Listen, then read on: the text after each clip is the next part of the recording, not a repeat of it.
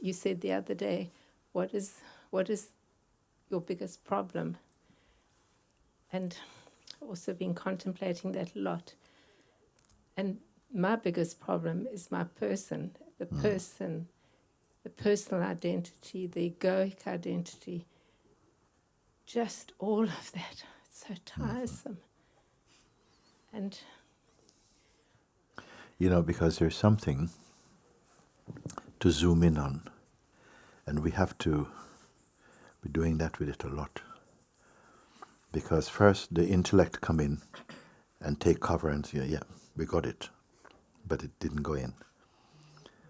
And so the tendency is to feel like, okay, we've covered that subject, let's move on. Sitting where I'm sitting, having this opportunity, I come to see there's a feeling, a cheating. We don't feel like we intend to, but in that realm of mind and person, it's like, okay, been there, done that, next. And even in satsang, where a very important point is being clarified, you see, and we have not, we have come to the ocean, but nobody's in. And everybody's having a good time. We have picnic on the beach. We're sending postcards about how beautiful it is, how the sunset is, but nobody's in. You see? And then we're packing up to go.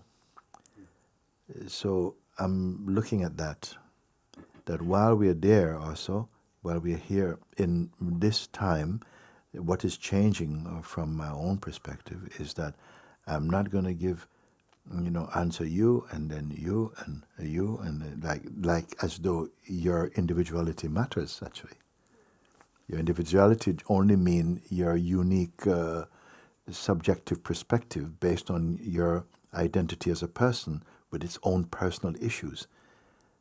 So if we just work on this, we solve the personal issue today, personal issue tomorrow, like this. How about in one swoop we can catch everything? Remember I told this example that a fisherman goes out with a hook and his bait and he throws a line out. In Jamaica, when we were doing this as children, we didn't have these rods, which only have string, and you have a little weight and you can throw it. So it would only go maybe, 3 or 4 meters. And it was enough with there. And then it's the game, you can watch the trembling line. Oh, it's so exciting. Then you catch, you pull him, and you see him coming, and that's what the game is actually. Because if somebody were to give you a fish, you don't, okay, but if you catch him, you see, that was, you catch him. I say, if you go like this, one line, one bait, one fish. If you have a boat, you may go out all day, you may catch 10, 12 fishes. If you have a bigger boat, you maybe catch hundreds. If you have a ship, you catch thousands. But who is that one who with one hook can capture the whole ocean? And what is this ocean? What is that hook? Who is that fisherman? I say, the one who comes to satsang. What is this ocean? To resolve the whole ocean of samsara, to understand your place in it. There is no samsara without you and your mind, the mind. So these metaphors I'm giving like that. So the tendency to, we have done it also, answer this question, that questioner, another questioner, this one questioner, and I'm feeling that no, we are in answering like this, there's a time for that, and they will continue here now and again. Time for these questions. But I want to give the response, the one answer for everyone. Where is it that we all have the same challenge? that would be smart.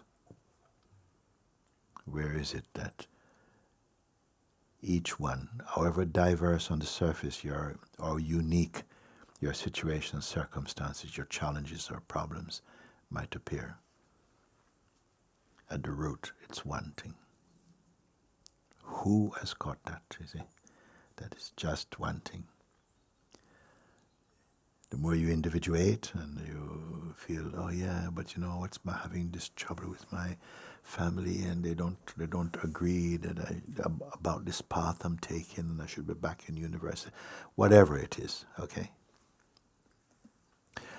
What would be the point? What would be that question, that opportunity to catch everyone?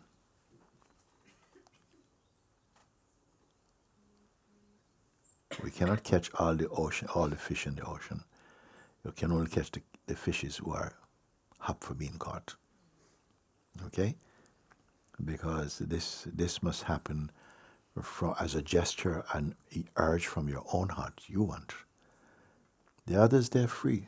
In the meantime, all the fishes, all the creatures in the ocean, carry on with your life. But for those who want, then this is the hook that must catch everyone. Why I would say like that? Why not everybody? No, you have to come. It has to be your time. You have to ripen. You have to ripen on the tree of knowledge to become prasad for good. Cannot just be, you're a fruit, yeah, let's eat. No, ripen mean you have come to the necessary challenges, suffering, struggles, for you to feel, you know, I kind of want to go beyond all of this. Whereas there are beings who still have aspirations in the ocean of samsara. No? What are you to do? Tell them, no, you shouldn't. No, they have to. Just like you had to go through your own sieving through to find out what is it that that really most matters for me. Because so many problems we have had, so many we have solved, they don't go away. More ones come. Is it possible to go to such a solution that takes care of all of this? And the problems are only an appetizer, you know. It's not, oh, I want to solve all my problems. What is the cause of problem? This question must come. Then, I mean, if you keep solving, more ones come. Then more ones come. Are we just fascinated with the possibility of finding solutions, but keep going on? Or is it that we are tired of this road? No.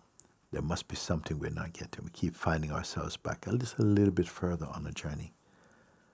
What is it that you want? Has anybody come to that level of introspection where you feel, you know what, even I'm speaking now, is basic things.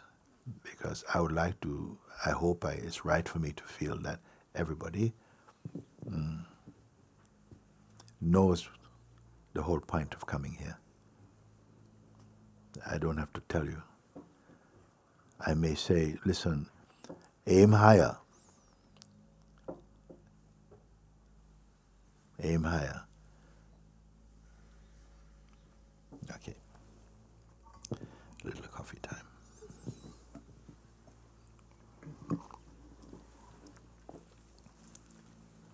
Thank you so much, Guruji. Thank you. It wasn't simple for me. Me was the problem. It was me, and I know I could see that I was seeing it, but it still took time to just stay present. The presence didn't show, like I knew I was here, but I actually couldn't experience it. And so just over and over and over again, not going with the little me. And I do have to say, the fact that you had us help us with the breathing, for whatever reason, that helped me. Because that brought me present. And there was such a pull to stay in the ego. So just over and over again, coming back.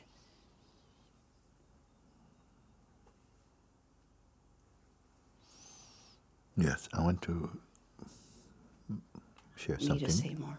Go ahead. There is a very subtle point that we must clear up today. Because it's been missed, the play of the delusion can continue. Marie just said, no, I see that, it's the me, the person is the problem. Okay? And many people, yeah, I can see the person is the problem. And I said, for whom is the person the problem? Don't answer. Let it go in, the question. For whom is the person the problem? First, we had the feeling that the person has a lot of problems. Maybe even create a problem. Then later on, something says, but no, actually, the person is the problem. Not just person has the problem, the person is the problem for some. Who has come to this level of seeing that, no, the person is the problem. How many here has come to at least this point? Okay. Next point. For whom? More subtle, more subtle. It's not who will answer first. It's like a little blind spot. Unquestioned. But you had to come to here first to see actually all problems are personal. There are no impersonal problems. Swallow, swallow. Take that for a moment. We're not in a hurry. I have a cup of coffee to drink.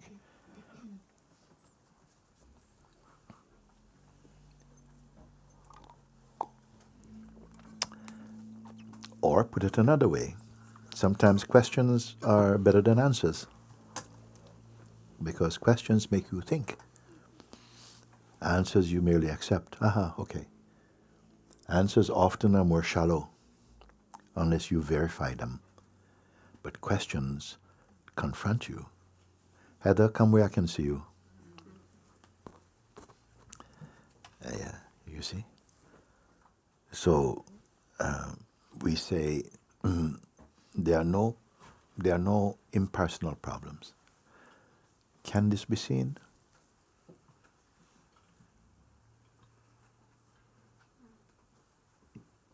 Because so far we have been moving on, you see. But the food is not chewed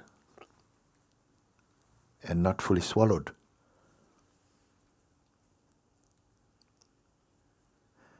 If there are no impersonal problems, therefore all problems must be personal. And if the problems are personal, they are very subjective. Meaning, they cannot be a problem for everyone.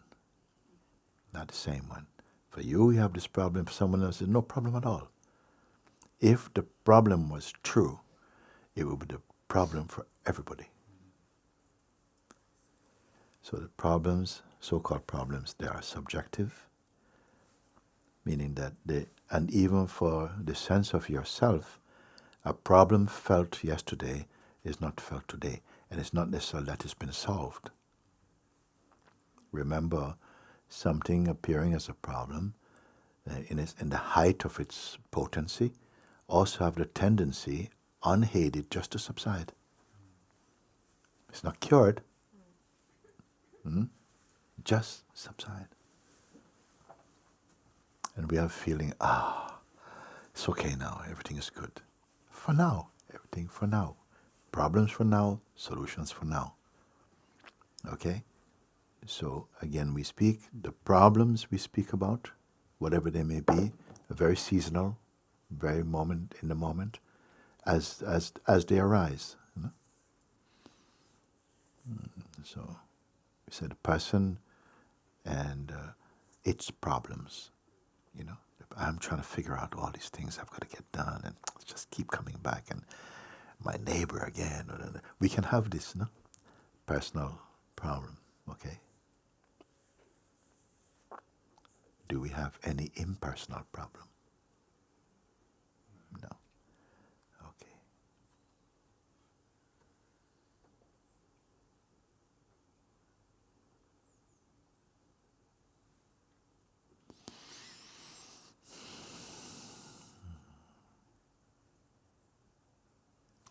Then we came with being in satsang.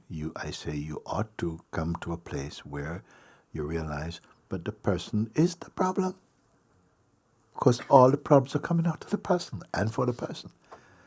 They say, the person is the problem. Yes.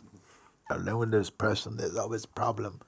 I like this, I don't like this. Today I'm not feeling like tomorrow. The person is the problem. Okay, more subtle. For whom is the person the problem? Any problem. For whom? It's for the person. Is its own problem?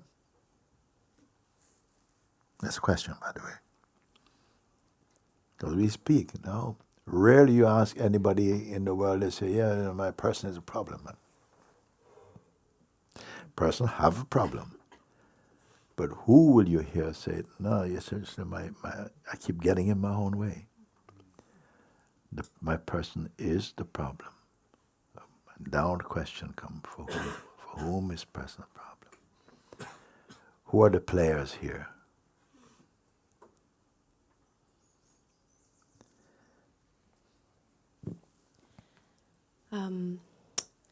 Because when you ask this question, it's almost as if there's like a, something wants to go into a bit of a haze. Mm-hmm. And it seems like there is some kind of seeking identity, which is maybe a more clean version of a person. Mm-hmm. But that in itself is still being a step out of the beingness.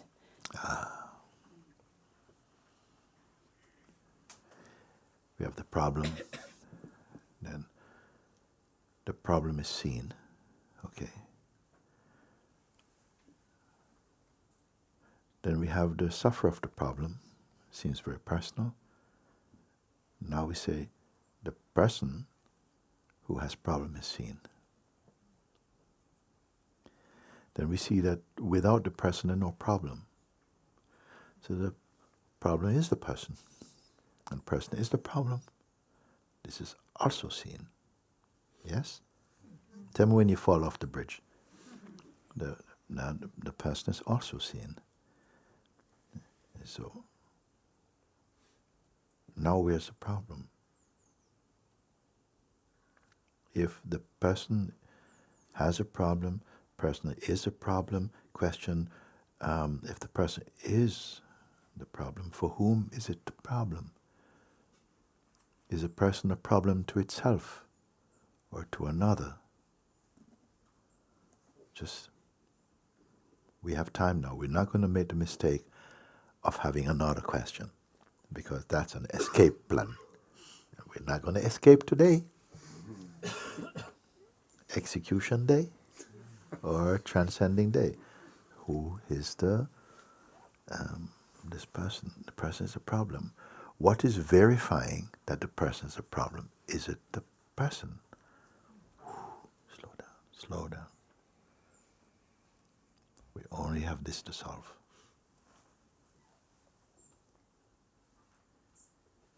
Whose discovery is this?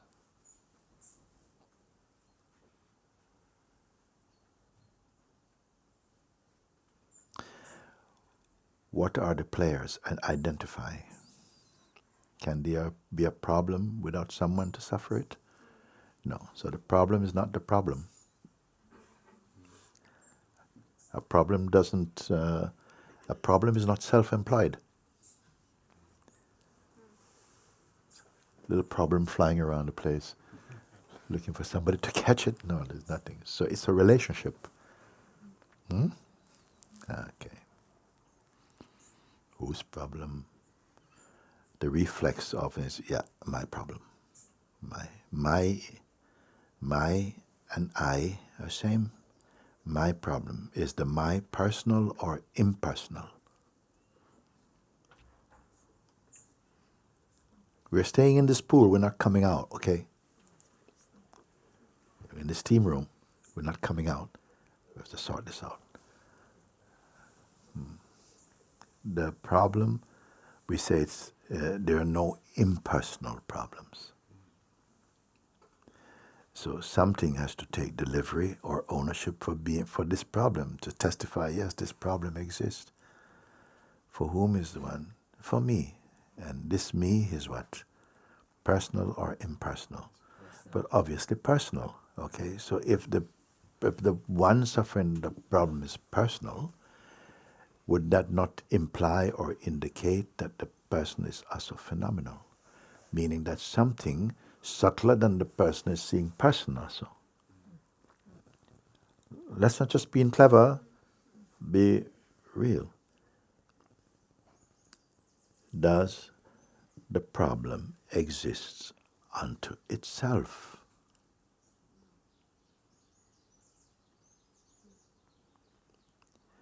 Or does it point to a relationship?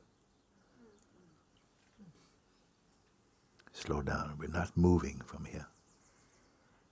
Can you say that again? Yes, it's good. I love that. Can I say it again? Why? Because it's very difficult to hold him. It's like it's already. Oh. When you're zooming in on something like this, it's like suddenly, oh, we all blurred and we're in the where are we? Yeah. A problem indicates there must be somebody suffering. Can there be a problem? Nobody suffering. Then we say, there's this problem, okay? And we say, I have a problem. I have this problem, okay? So, a problem is not self-implied, I said. There's no problem that exists just as a problem, like the flu. Can there be flu if nobody catch it? So this thing, we are zooming in, looking now. There is, I've not prepared this discussion today. Okay, we're on the wing. All can say, well, you know, I have this problem. My problem is like my mind is so wild. It's not stable. Okay, is that the mind's fault? My mind is just always jumping. Is that the mind's fault? Jumping for who? For me, you know, it's like I just can't focus. So identify, who is this me? Is it something other than mind?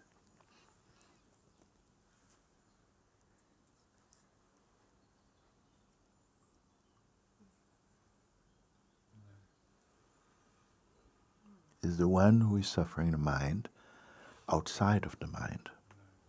Just slow down. Don't give answers you have merely read.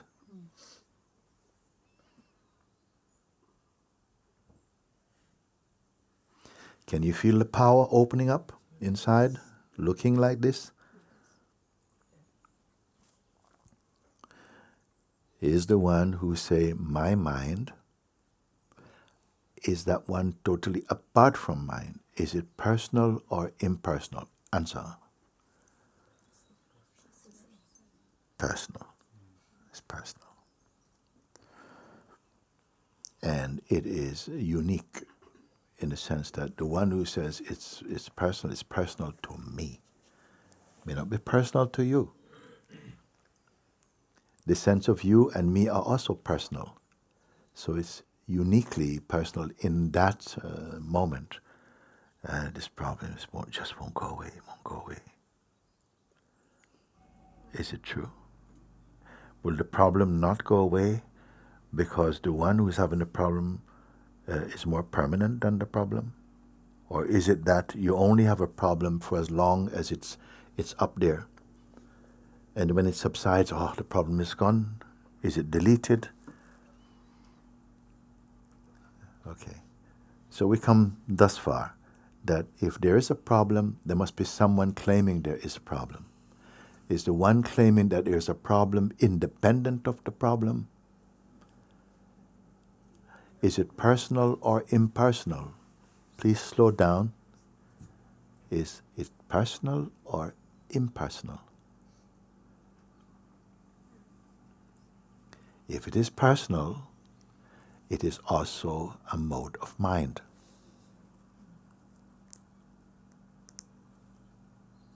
Deeply understand this. Can it be that there's two minds? One suffering the other one? Which is the more real?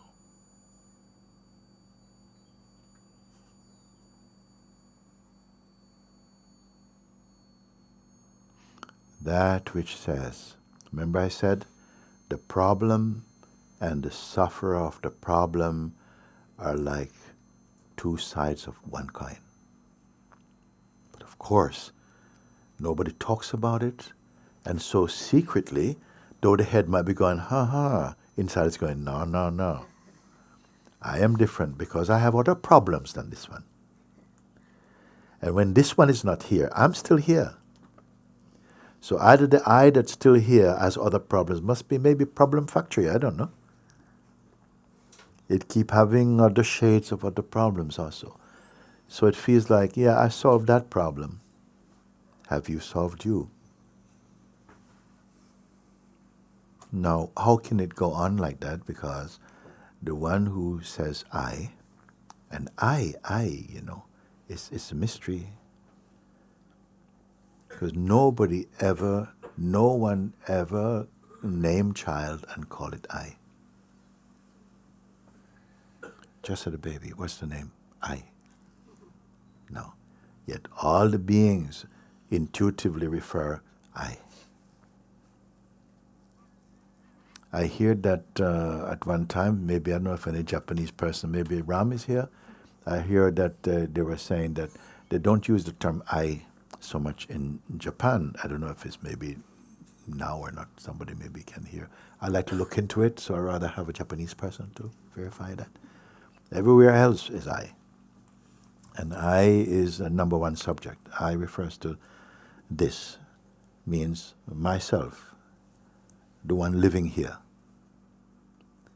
Okay? This is my address. But it's also called I, because the feeling I am this body is there also. I am education is there. I am male is here. I'm English, I'm here.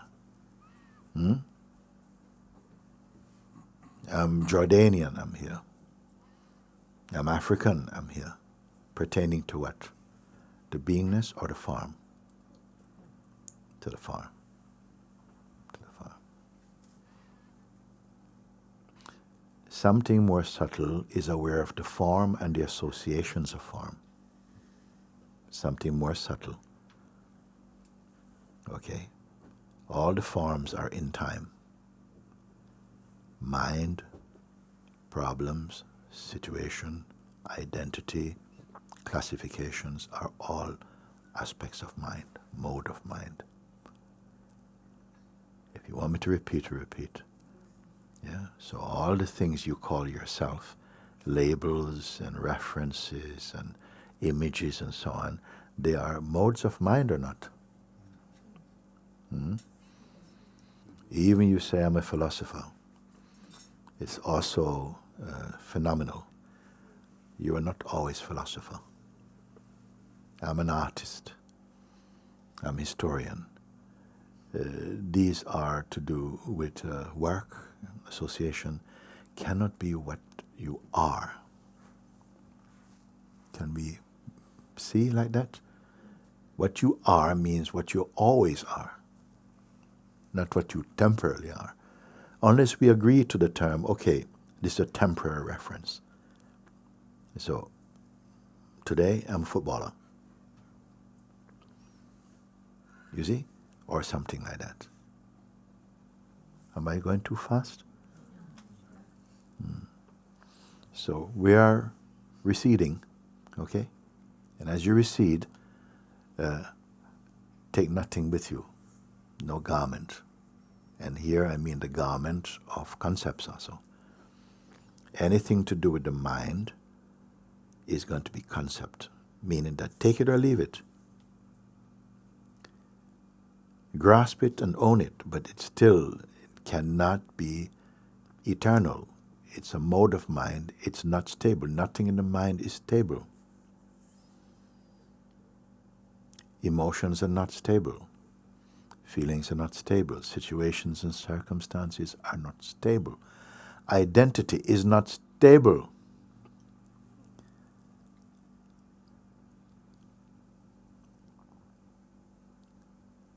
If you could catch something and you can put it in some kind of capsule and say nothing can touch it, so therefore it will remain like this forever, that's an idea. Also, what determines the fact or reality of anything? Remember I said once, the reality of a thing or the meaning of anything is not in the thing, but in the mind of the one perceiving or conceiving it. Can you take a moment, please, and check if this is true? The reality of a thing is not in the thing, but in the mind of the one who is experiencing it or perceiving it, meaning it is subjective.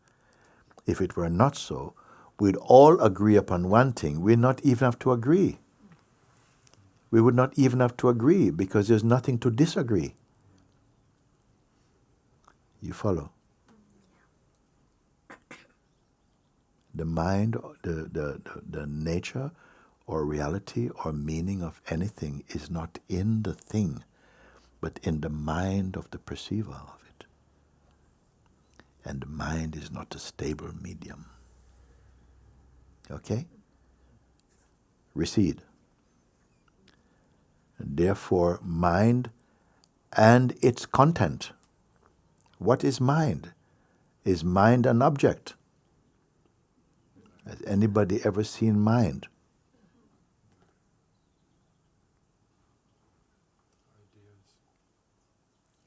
Ideas, flowing, thoughts.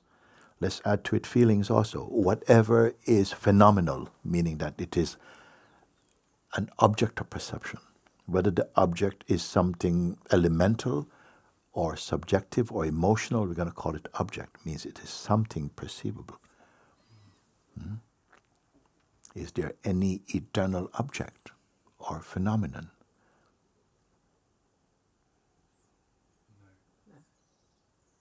Take a moment.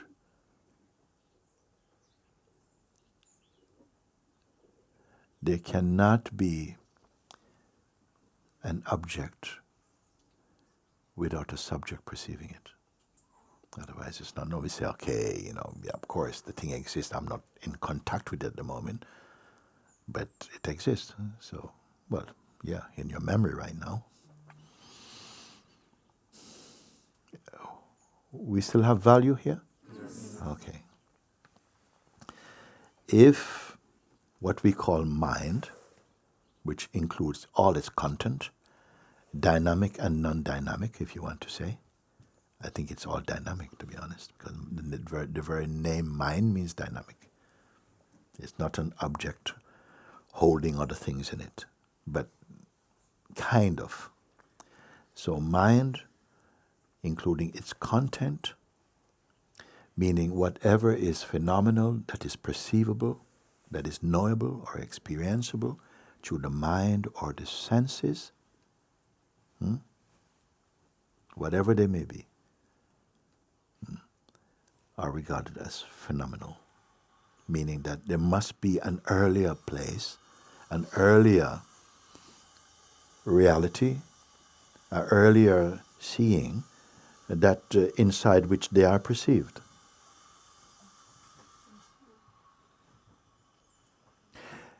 Remember, I also say that even some things are so subtle that there are no names for them. There are no photographs for them. Yet they appear in some way in the subtle space of your being and are perceived. That's called phenomena. Can you see?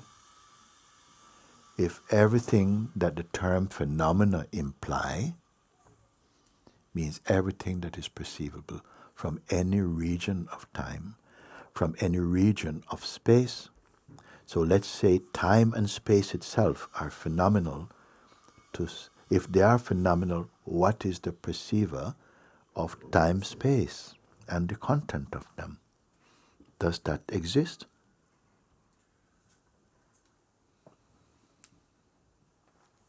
Can anybody deny? There are subtle things that come up in the consciousness that you are not able to bring into conversation and talk about them. They're so subtle, maybe momentary. But even their momentariness is perceived. Their indescribableness is also perceived. What is perceiving them? Them meaning time, space, mind, senses, phenomena, imagination, are perceivable. That which is perceiving these, can this itself be perceived? And by perceived meaning that it would also have to be phenomenal. It will also denote subject-object also. Listen, don't go to your head right now. We've passed that land, okay? That is only object of perception. Whatever is going on floating, oh, I don't know where we are going. It's all mind. Never mind the mind, no. It's as though all of that would seem like it's auditioning for your attention. Look, log in, log in. Logging in is also phenomenal.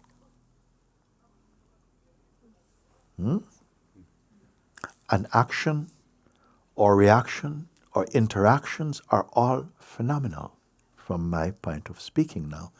Can anybody refute? Even the sense of knowingness, even the function of perceiving is a phenomenal manifestation. Can you see? Is this just abstract, mental, philosophical, or actual? Actual, okay. If these are now admitted that all this, in whatever region of time, past, present, future, whatever manifests, including the sense of past, present, future, are phenomenal and are perceivable, that which perceived them looks like what? Can that which perceived them or causes them to be perceived, can that be identified or perceived? Every human being, this question applies to you. Maybe not yet.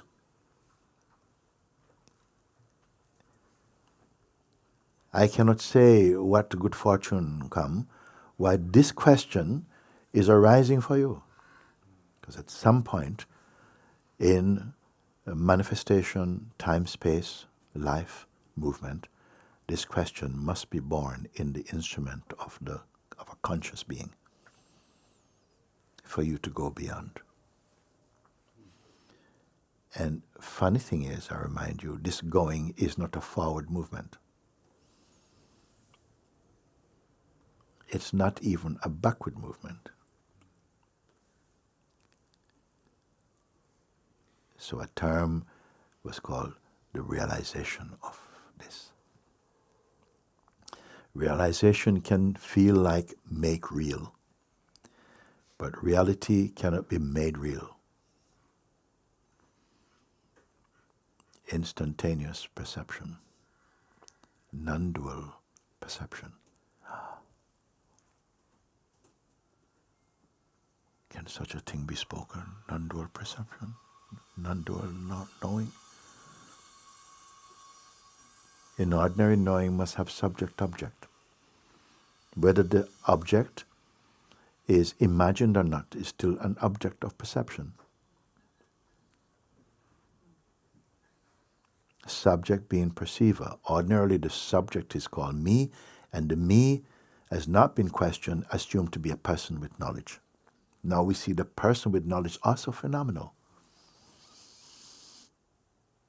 So we go back a few steps.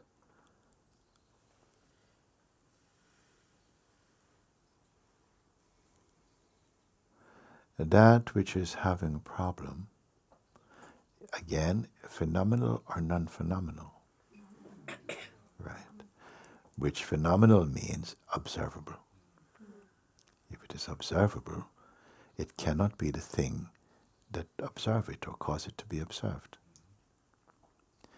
That which causes all things to be perceived or observed, can it be observed?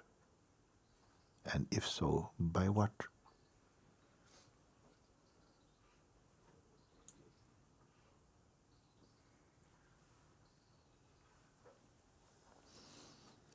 This alone is referred to as self-knowledge. But don't make the mistake that there is one self knowing another. Non-dual self-knowledge. The realization of that which is beyond time-space calculation, beyond phenomenality, beyond time, beyond all that is perceivable through the mind.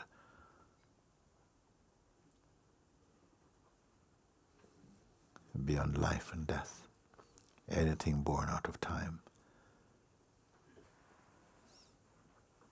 Today I'm sharing with you the most important teaching.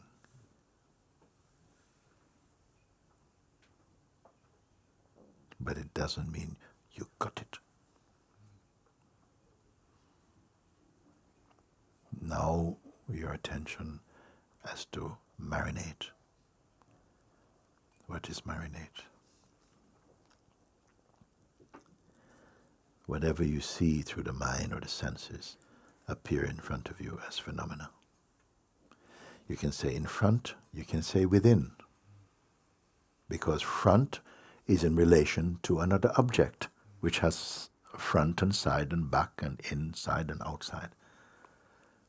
That which perceives inside, outside, up, down, here and there, is located where?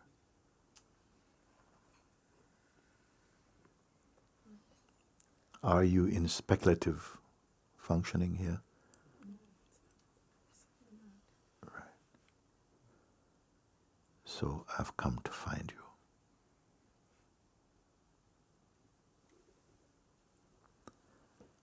What is your eternal form? Because all are obsessed with form. Form of knowledge, form of feeling, form of relationship, form of time, form of aspiration. All belong to the field of the phenomenal, the apparent, the changeful. What is capable of witnessing the changeful even in its subtlest manifestation?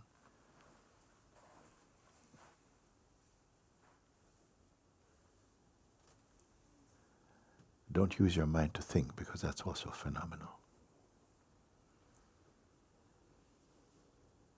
Are you not here? But as what? Wherever there are differences, it belongs to the category of space-time phenomena. That which causes the perceiving of these is this phenomenal. And what will know?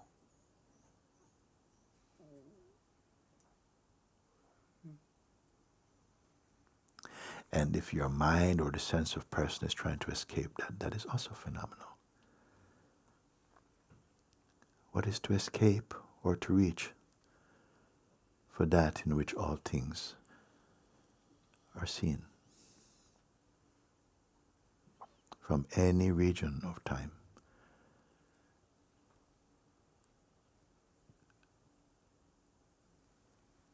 Let's leave the planet. Let's go as far up, up, up, up, up, up, up, up, up. Regions beyond which human beings have been. Go, go, go, go, go, go. Whatever you find here, can it exist outside your field of perception?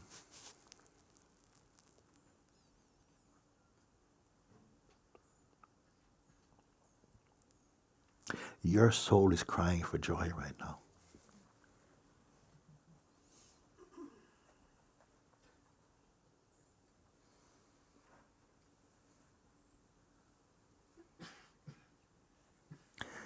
But you don't even know.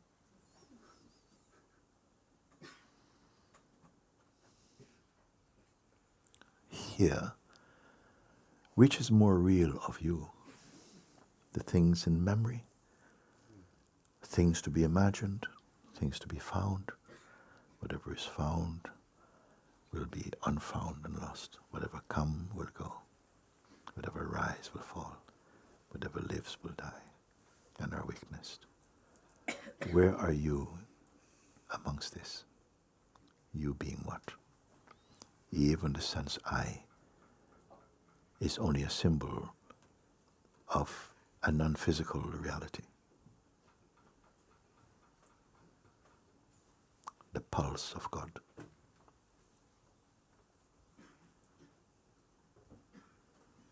Pulse is also phenomenal.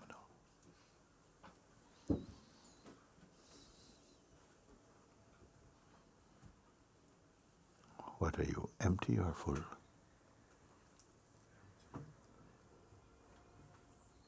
How much empty? How much can we measure your emptiness? Is emptiness something you have?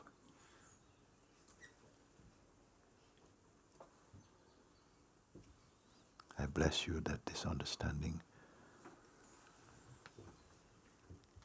has come as a darshan of God.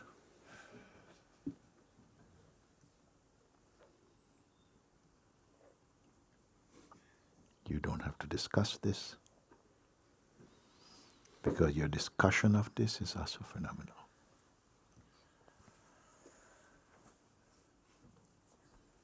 Prior to learning,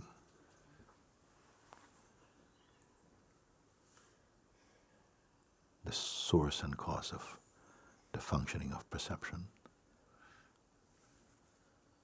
the cause of experiencing,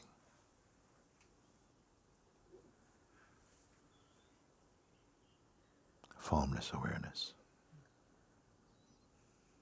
imperishable reality.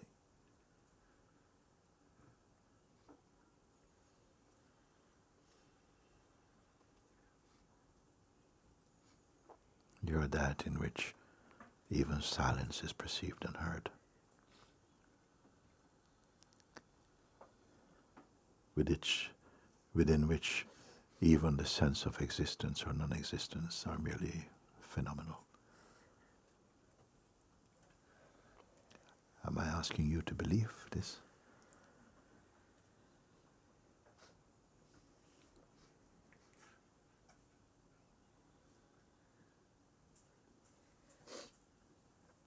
Are there any steps to be taken? In or out? Is there in or out for this?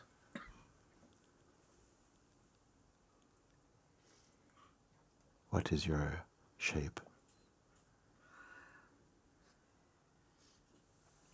What is your eternal form?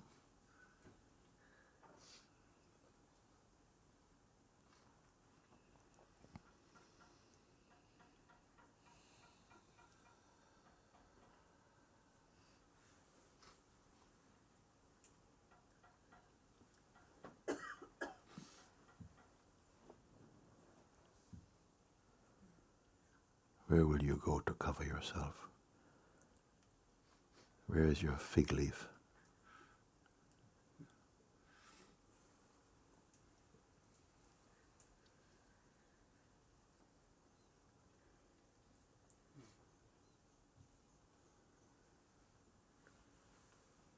What species are you?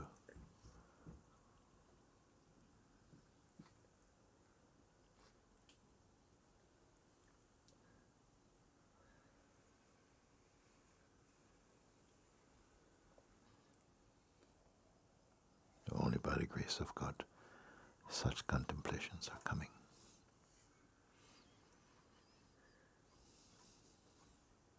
With what eyes will you see this?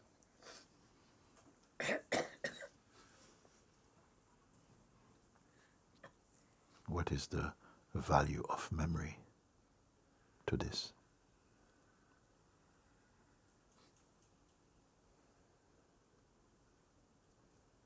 How old are you?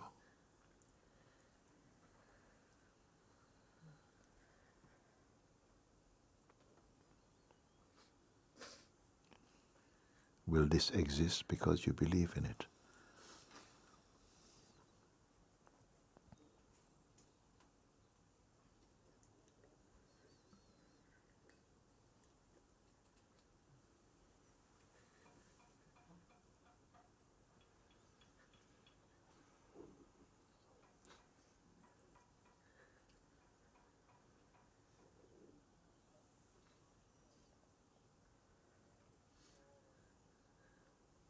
Unborn awareness, imperishable.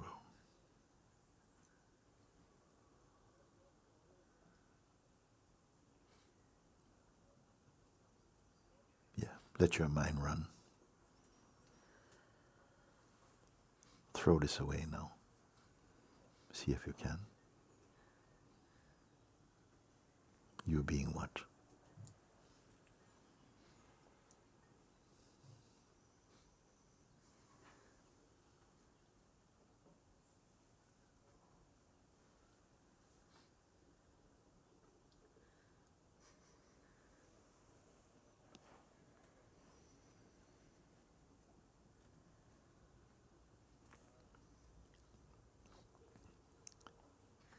If you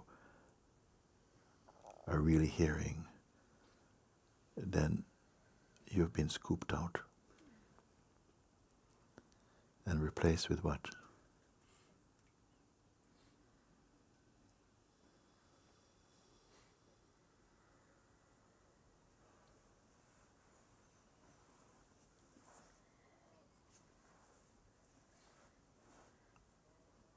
Don't worry. Take back your whole idea. Frame your self-image.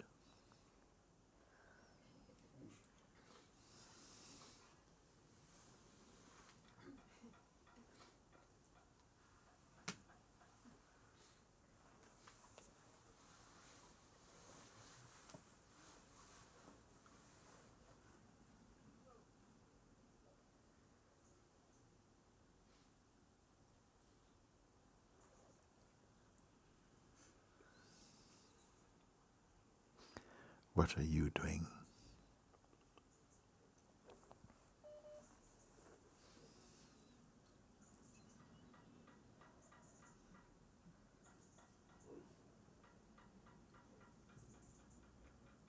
Prior to the birth of this world,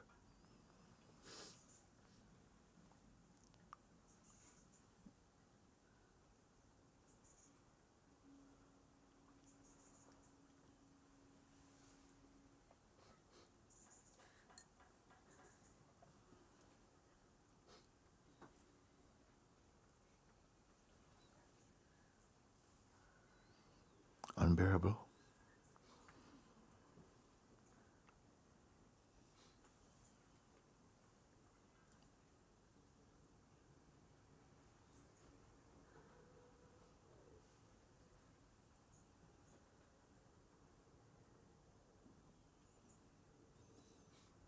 Are you inside or outside of what?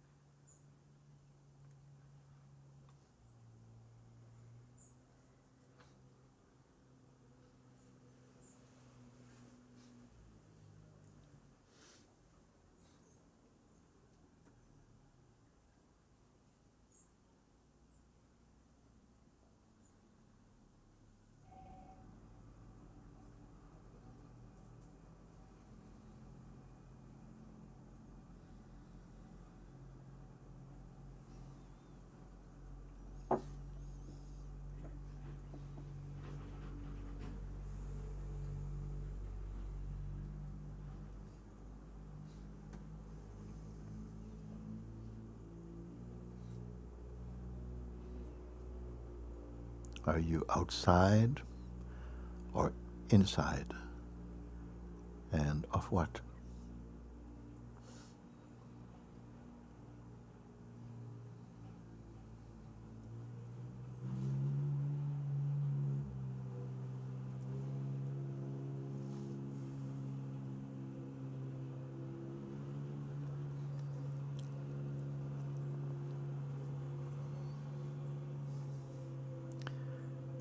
Don't discuss this.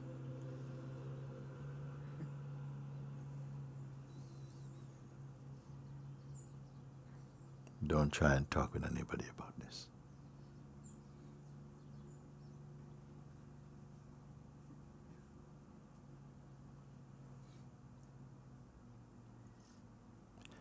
This darshan only for you.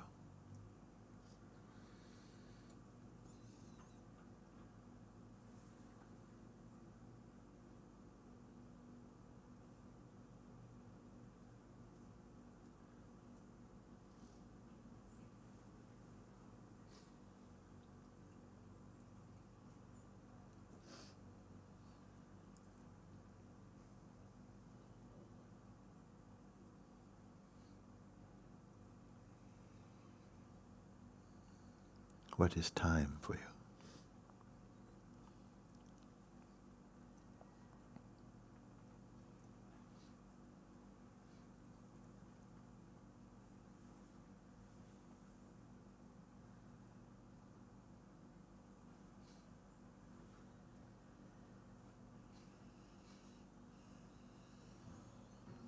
Where is beginning or end?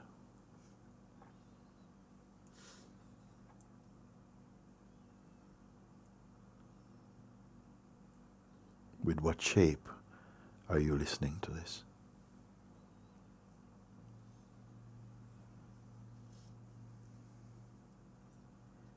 What context do you need?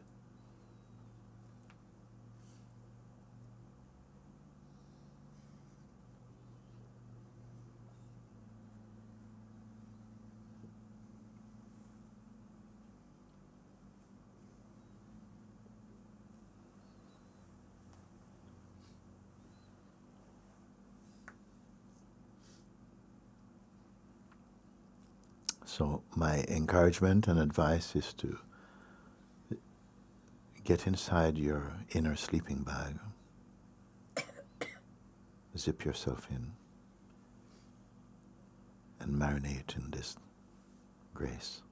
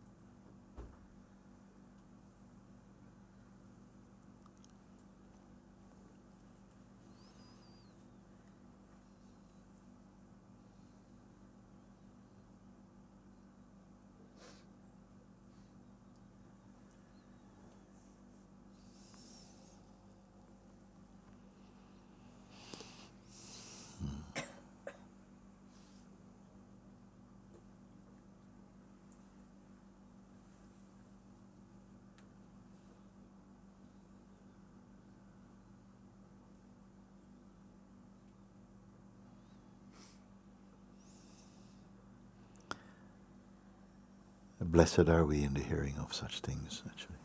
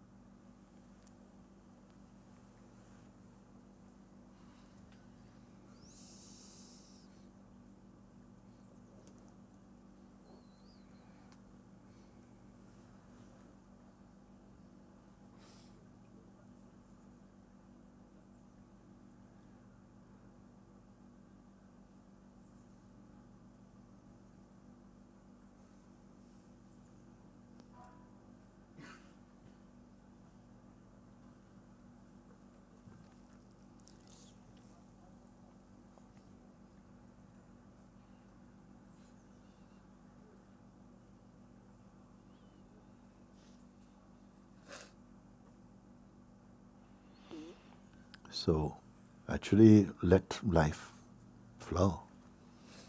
Let the world happen. Let the mind play.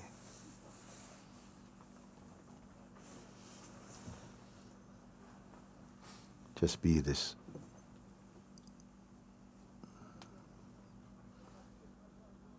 invisible witness.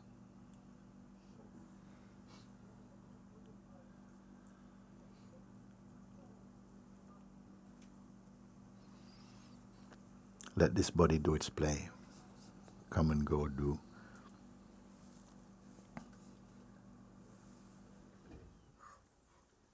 Now,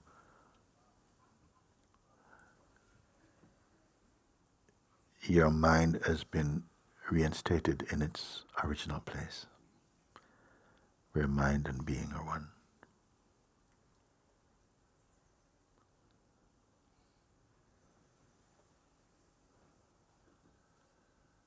But the Supreme is placeless.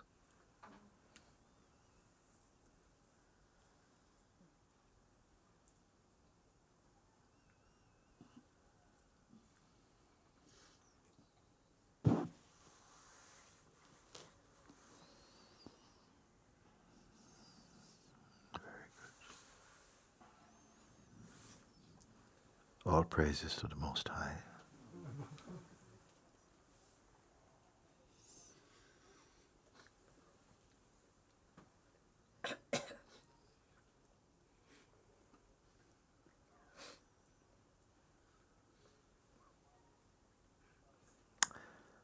By whose light and breath we have the feeling of life and the blessed opportunity to contemplate Him in the heart.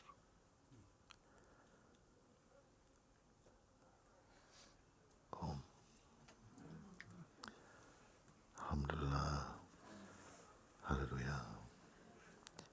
Amen.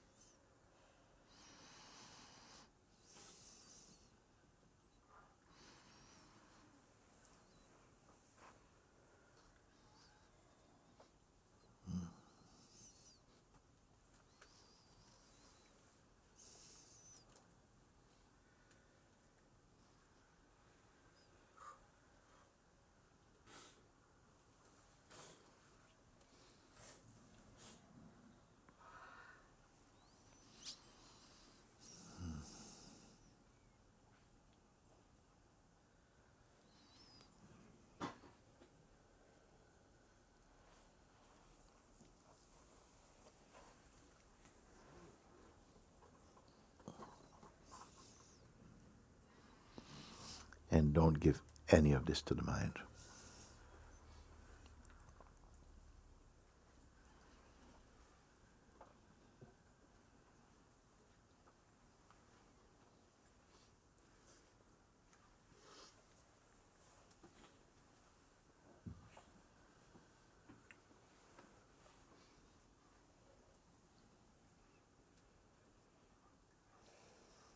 Which also means don't try and give this to any person.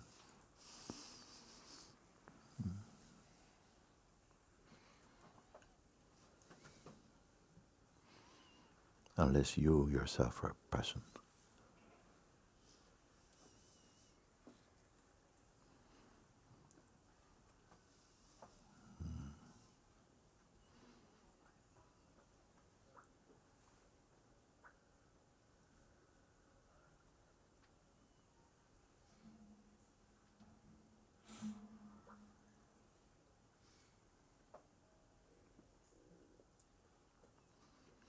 And abide in this,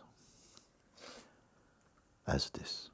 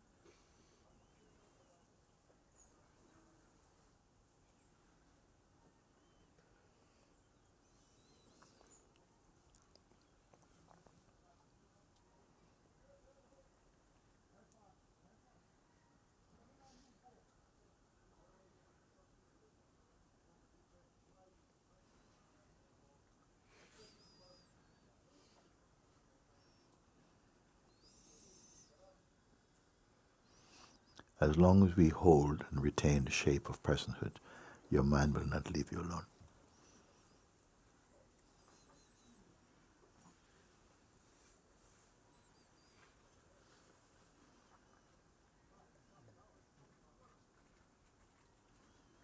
Multiple choice.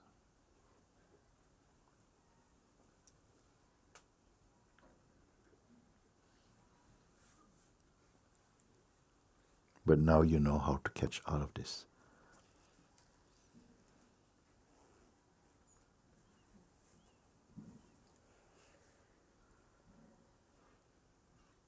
Don't mind.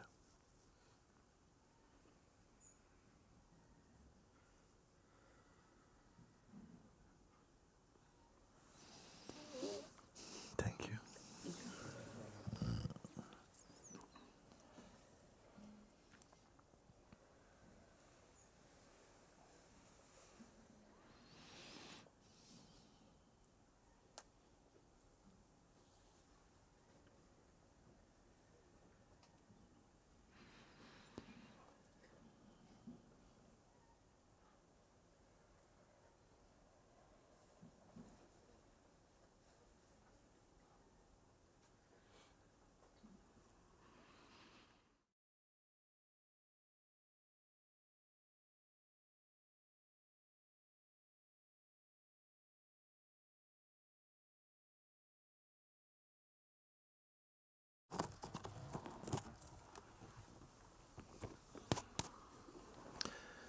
There's a tendency sometime for in the mind feeling, well, that was good. You understand? And you relegate it to another incident, another experience. What's next? But you've been shown all things, in whatever form they take, they're only the dance of phenomenon. You're not that.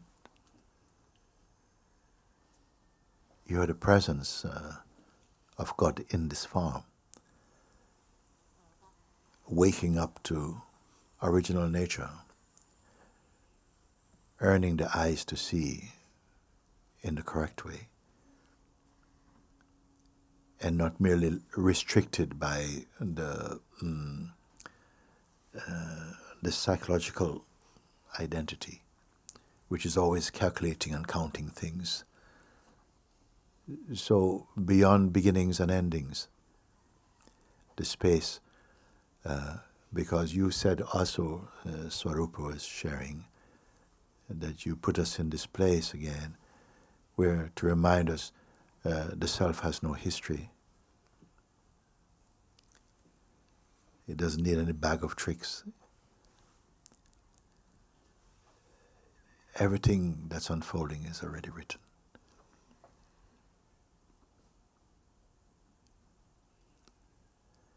When we are strongly identified with the phenomenal person, we think, oh, this, okay, it works like this and that for a while.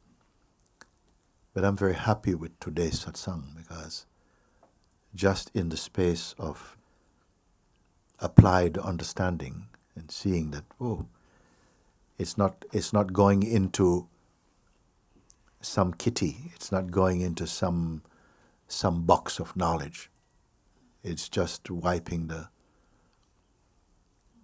just polishing the mirror of consciousness. You're here, you know. Still, it will take the play of time to settle more and more and to accept, because of the force of conditioning that took place in the arena of what I call the theater of consciousness, where the illusion of personhood is so strong. Even in the Sangha field, it will still behold. But I know that what is being shared and what is here in you came only because in perfect timing this come. It's not a come and go. The going is not with it. Even the coming is not with it. But the soul could receive this darshan. It's good.